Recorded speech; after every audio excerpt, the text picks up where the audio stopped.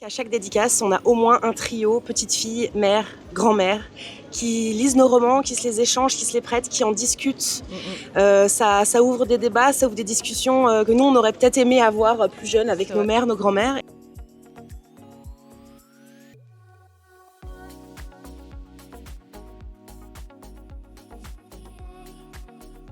Alors bonjour, nous sommes les Emma Green. Un duo d'autrices à 4 mains.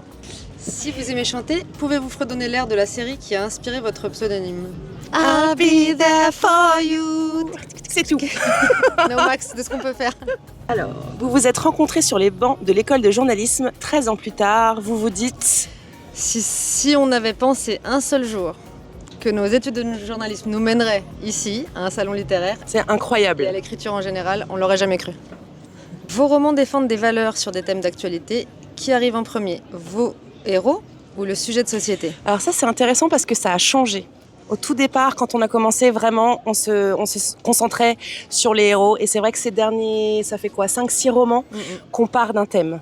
Ou d'un genre d'ailleurs, parce que notre dernier roman est un thriller. On est d'anciennes journalistes et c'est toujours un fait divers, un article qu'on lit, le harcèlement scolaire, la grossophobie. Ces derniers temps, on aime dire qu'on écrit de la romance sociétale. C'est vrai, parce qu'on part d'un thème sociétal très fort qui nous semble important. Et on a aussi conscience, notre lectorat parfois intègre des jeunes femmes, des jeunes garçons, et on veut faire passer les bons messages. D'où les thèmes sociétaux forts qu'on veut aborder. Quels sont les préjugés qui vous énervent sur la romance sociétale ?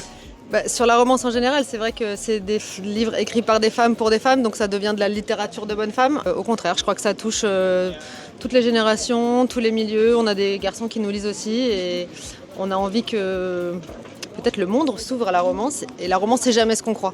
Un roman d'amour, ça parle de plein d'autres choses. Ça parle de nous, de vous. Et notre fierté, c'est vraiment de parler à toutes les générations, au-delà de hommes-femmes. Et c'est vrai qu'à chaque dédicace, on a au moins un trio, petite fille, mère, grand-mère, qui lisent nos romans, qui se les échangent, qui se les prêtent, qui en discutent. Ça ouvre des débats, ça ouvre des discussions que nous, on aurait peut-être aimé avoir plus jeunes avec nos mères, nos grands-mères. Et on est très fiers de ça. On est content d'être dans les familles. Vous écrivez les chapitres de vos romans séparément, vrai ou faux ?